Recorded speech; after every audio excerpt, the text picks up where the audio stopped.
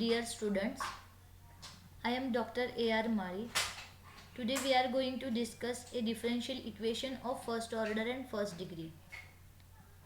So first we see the definitions of differential equation.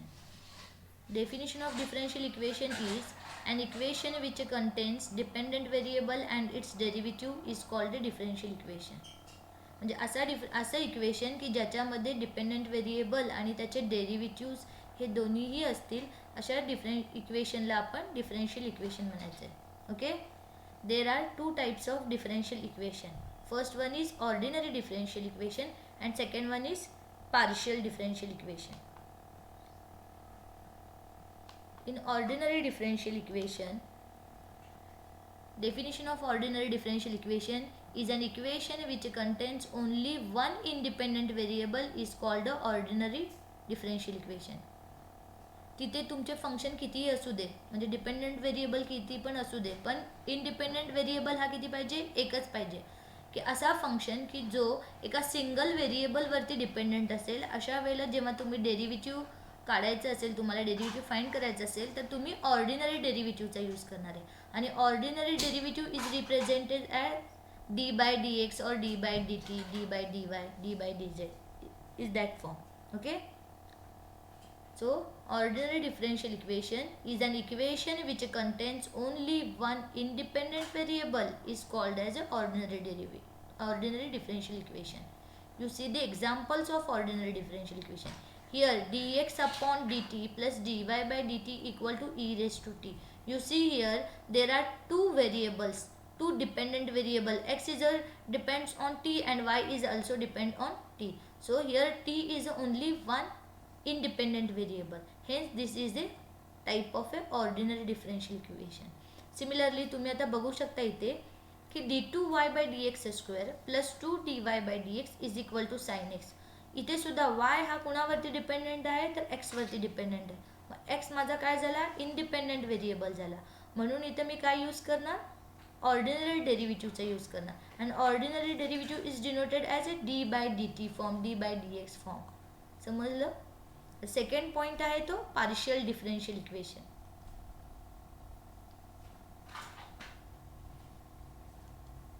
Partial differential equation काय सांगते की an equation which contains two or more independent variable is called a partial differential equation. म्हणजे असं equation की जो दोन किंवा दोनपेक्षा जास्त व्हेरिएबलवरती डिपेंडेंट असेल, अशा वेळेला आपण कुठल्या डेरिव्हेटिव्हचा यूज करणार, तर पार्शियल डेरिव्हेटिव्हचा यूज करणार. आणि असे इक्वेशन की ज्यामध्ये पार्शियल डेरिव्हेटिव्ह असतील आणि ते डिपेंडंट व्हेरिएबल सुद्धा असतील, तर त्या इक्वेशनला आपण पार्शियल डिफरन्शियल इक्वेशन म्हणणार आहे. तुम्ही ते बघू शकताय. U is a depends on, first example is dou u by डो x plus dou u by डो y equal to sine x cos y. So u is depends on two variables which are x and y. Okay, so here u is a dependent variable and x and y are independent variable. म्हणजे असं equation की ज्यामध्ये दोन किंवा दोनपेक्षा जास्त variable independent variable असतील, तर त्याला आपण पार्शियल डेरिव्हेटिव्ह म्हणतोय आणि त्या इक्वेशनला पार्शियल डिफरन्शियल इक्वेशन म्हणतो. Similarly you see in second example here dou z by डो x dou y plus dou two u by डो x square plus 2 times dou two u by डो x dou y plus dou z by dou x equal to 0. Here two dependent variables z and u, and which two dependent variables are depends on these x and y independent variables. Okay, hence here we apply ordinary derivative, and this ordinary derivative is denoted in terms of dou by dou x, dou by dou y, dou by dou z form. आता आपण next definition बघूया. Ordinary differential, order of a differential equation. Order of a differential equation काय म्हणते, order of a differential equation is the order of highest derivative appear in that equation. म्हणजे असं differential equation की ज्यामध्ये highest order derivative present असेल, तर त्या डेरिव्हेटिव्हची जेवढी ऑर्डर ती तुमच्या डिफरन्शियल इक्वेशनची ऑर्डर असणार आहे. So example d2y by dx square plus twice dy by dx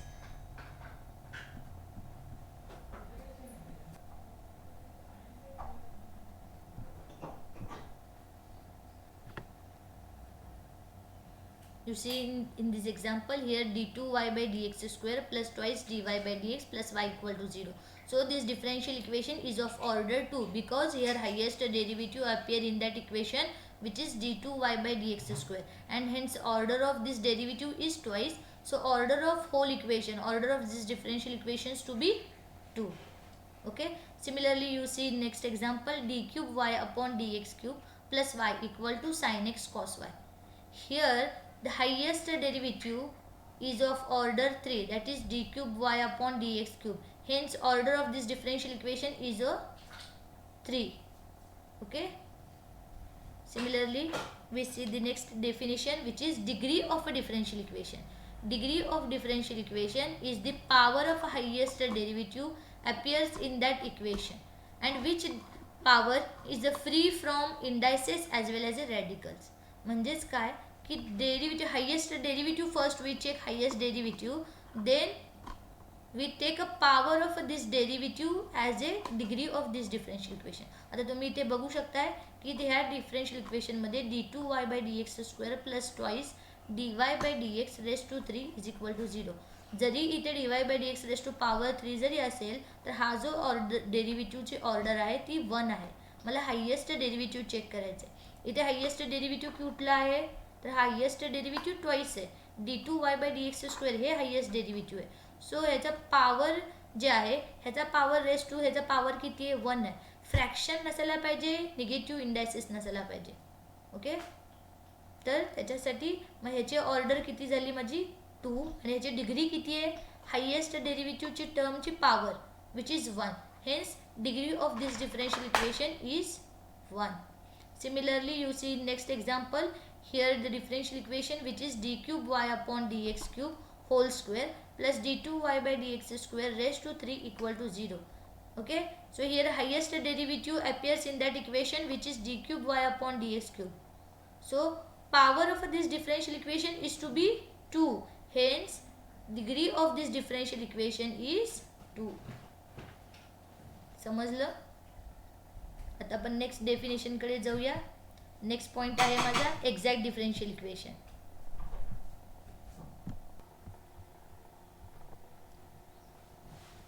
the next point is exact differential equation. Exact differential इक्वेशनची कंडिशन आहे the necessary and sufficient condition for M d x plus N d y equal to 0 is to be exact if dou M by डो y is the same as dou N by डो x. म्हणजे तुम्ही काय करणार आहे, यमला partial derivative घ्यायचं with respect to y and compare it with dou N by डो x. First you take a difference derivative partial derivative of M and N with respect to x and y, and then you check the equalities. If dou M by डो y is equal to डो N by डो x means this M is differentiation with respect to y partially is the same as n with respect to x. Is that case if the derivative is to be equal then you say that this differential equation is to be exact. जर माझं differential equation exact असेल, आता मला त्याचं solution find करायचं आहे. तर solution find करण्यासाठी फॉर्म्युला आहे. पहिल्यांदा मी कंडिशन चेक करणार, जर माझं एक्झॅक्ट असेल तर मी सोल्युशनकडे जाणार आहे. सोल्युशनचा फॉर्म आहे integration of y constant, integration of y constant m dx plus integration of n term free from x with respect to dy is equal to c. c is the constant of integration. okay, तर ह्या फॉर्म्युल्याने तुम्ही solution find करू शकता. Integration of y constant m d x plus integration of N term free from x into d y equal to 0. Term free from x म्हणजे काय, तर N मध्ये जर माझा एक्स असेल तर त्या होल टर्मला मी 0 कन्सिडर करणार आणि फक्त मी वायचीच टर्म घेणार आहे. तर त्या यनला एक्सपासून फ्री करणार आहे आणि ते जे काही माझं फ्री केल्यावर जी काही माझी व्हॅल्यू येणार आहे ती मी इथे सबस्टिट्यूट करणार आहे. और there is another formula to find the solution of exact differential equation. Here is a m which is a free form term free from y into dx plus integration of here x constant and dy equal to c. तुम्ही either you use first formula or second formula, answer will get same. जर तुम्ही Y हा formula use केला तर यममध्ये वायला constant consider करायचं आहे with respect to d x integration घ्यायचं आहे आणि integration of N term free from x with respect to d y equal to c. यनला फक्त एक्सनं फ्री करायचं आहे. समजा जर तुम्हाला वायला फ्री करायचं असेल तर हा फॉर्म्युला यूज करावा लागेल. Integration of m term free from y with respect to d x plus integration of x constant and d y equal to c. Okay, तर चला मग आपण ह्याच्यावरचे एक्झाम्पल सोडवूया. Solve the differential equation. Solve the differential equations. आता पहिले example बघूया आपण. In bracket sine x cos y plus e raise to 2x dx plus cos x sine y plus tan y in to d y equal to 0. ठीक आहे. आता मला हे differential equation solve करायचं आहे. मग प्रोसिजर कशी असणार आहे. First we compare this differential equation with m d x plus N d y. So compare this differential equation with m d x plus N d y equal to 0. We get the values of m and n. Sin x cos y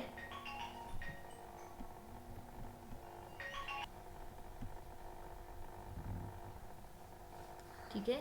तर आता आपण काय केलेलं आहे, हे differential equation solve करतोय आणि इथे आपण काय करतोय, कंपेअरिंग केलो या डिफरेन्शियल इक्वेशनला M d x plus N d Y.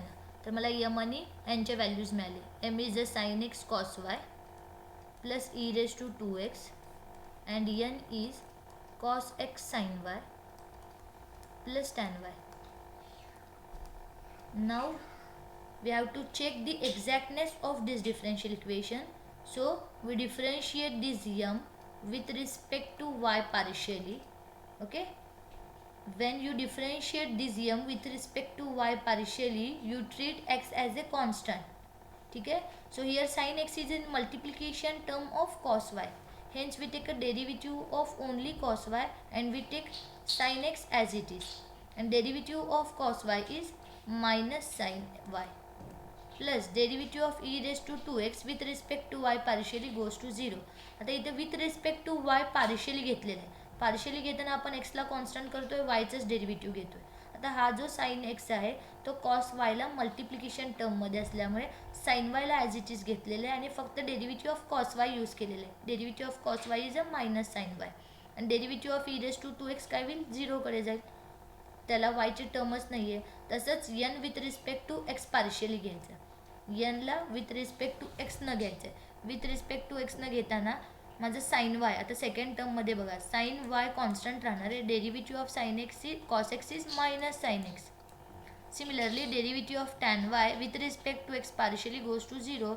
when you differentiate this n with respect to x partially, you consider y as a constant. So derivative of constant goes to 0 here in derivative multiplication term of sin y.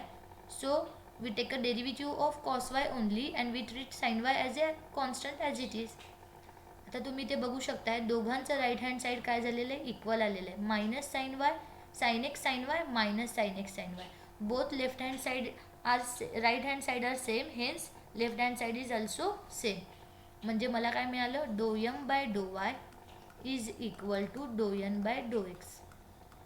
ठीक आहे, हे मिळालं. याचा अर्थ माझा जो differential equation आहे ते काय आहे, एक्झॅक्ट आहे. This differential equation is to be exact. जर एक्झॅक्ट असेल तर मला सोल्युशन फाइंड करायचं आहे. Because in example we have to solve this differential equation, that is we have to find solution of this differential equation. Hence we calculate the solution of this differential equation by using the formula. Solution is integration of y constant m dx plus integration of n term free from x dy equal to c integration of y constant. Now we substitute the values of m and n in this formula. Here our m is sin x cos y. Okay.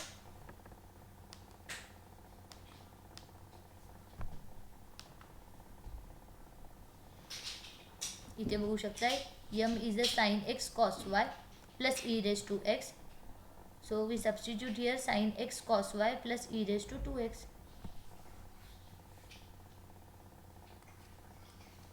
Sin x cos y plus e raised to 2x with respect to dx plus integration of n term of free from x. Term of free from x means we have to free this n to x from x. Okay, म्हणजे मला n मध्ये x ची टर्मच नको आहे. आता इथे term आहे तर मला x ला 0 करायचं नाही आहे. x ला 0 केला तर cos 0 1 होईल, sin y ची टर्म मिळेल. तर तसं न करता ह्या पूर्ण टर्म नको आहे मला, कॉसची टर्म नको आहे, पण साइन वाय त्याला मल्टिप्लिकेशनमध्ये असल्यामुळे ही पूर्ण टर्मच जाणार आहे. तर राहणार काय नुसतं tan y d y is equal to c. म्हणजे मी ह्या यनला एक्सपासून फ्री केलं म्हणजे जेवढी काही माझी एक्सची टर्म असेल त्या यनमध्ये त्याला मी कॅन्सल करून टाकणार आणि उरलेलं वायची टर्म घेणार. मग इथे माझी वायची टर्म आहे टॅन वाय, ते मी इथे सबस्टिट्यूट केलं. आता हे इंटिग्रेशन मला सोडवायचं आहे. इथे साइन वाय कॉन्स्टंट आहे. Integration is a separate on plus sign because by using linearity property we have to separate these two integration. So cos y is a constant term because we consider y as a constant, hence our cos y is also constant, and we take integration of sin x with respect to dx plus integration of e raised to 2x with respect to dx plus integration of tan y with respect to dy equal to c. So integration of sin x is minus cos x, so minus cos y cos x plus e raised to 2x upon 2 plus integration of tan y is log of sec y equal to c. हे माझं काय असणार आहे, complete solution of this differential equation in terms of x and y. Okay, समजलं तुम्हाला? आता आपण second example solve करूया. एक्झॅक्टचं सेम प्रोसिजरनं सॉल्व करायचं आहे. ठीक है. आता solve this differential equation. 2x raised to 3 plus 3x raised to 2 minus 7x dx plus 3x square plus 2y square minus 8y dy equal to 0.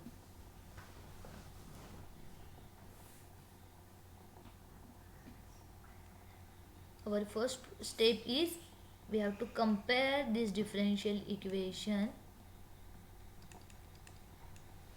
with m dx plus n dy equal to 0. So m is 2x cube plus 3y square minus 7x and n is equal to 3x square plus 2y square minus 8 into y. Okay, first we simplifying these two brackets, multiplying x to the bracket which becomes 2x raised to 4 plus 3y square x minus 7x. n is equal to 3x square y plus 2y raised to 4 y raised to 3, base same index addition.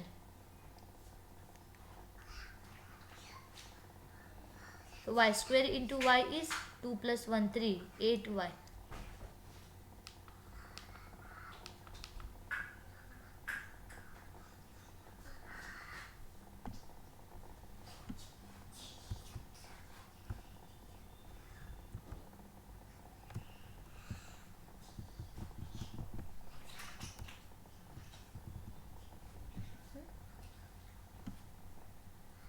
Now we find the partial derivatives of m and n with respect to x and y. So m with respect to y becomes m with respect to y with respect to y, first and last derivative goes to 0 because with respect to y partially we treat x as a constant. So derivative of constant goes to 0. Here 3x is in multiplication form, so we take as it is and we take a derivative of only y square, which is 2y. Hence we get dou m by dou y as a 6xy. Similarly we have to calculate dou n by dou x. with respect to x करतोय तर 2y cube and 8y चं derivative 0 will because these two terms are constant. 3y as it is, derivative of x square is again 2x, so 6xy. दोघांचंही right side same आहे, so left hand side is also same. Dou M by डो y is equal to डो N by डो x. म्हणजे माझी condition satisfy झाली. Condition satisfy होत असेल तर त्या डिफरन्शियल इक्वेशनला आपण म्हणणार आहे एक्झॅक्ट. एक्झॅक्ट असेल तर आपण सोल्युशन फाइंड करणार. सोल्युशन इज कुठल्या मेथडनं, तर फॉर्म्युला माहिती आहे आपल्याला, integration of y constant m d x plus integration of n term free from x d y equal to c. आता इथे व्हॅल्यूज पुट करा. वाय कॉन्स्टंट एमची व्हॅल्यू काय आहे माझी, एम मला माहिती आहे वरती इथं मला मिळालेलं आहे, तो एम मी इथं पुट करणार. म्हणजे 2x⁴ plus 3y square x minus 7x हे मी पुट करणार आहे. 2x⁴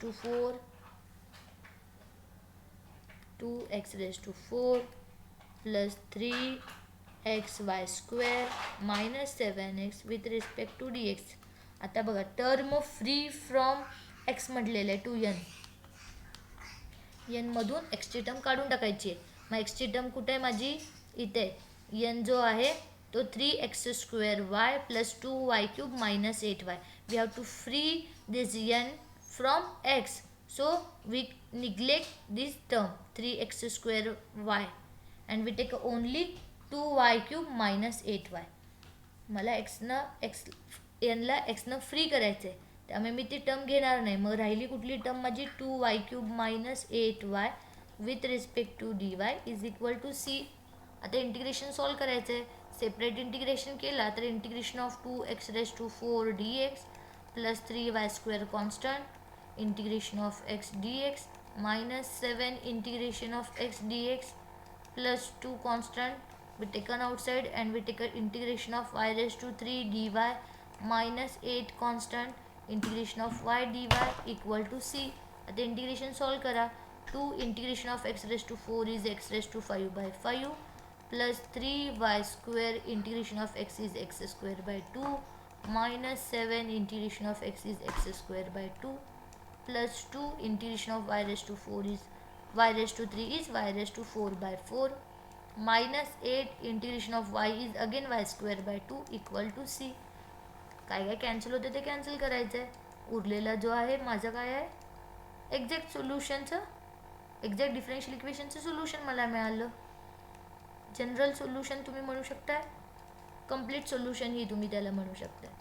y⁴ 2 get cancel, y⁴ by 2 minus 4y² equal to C.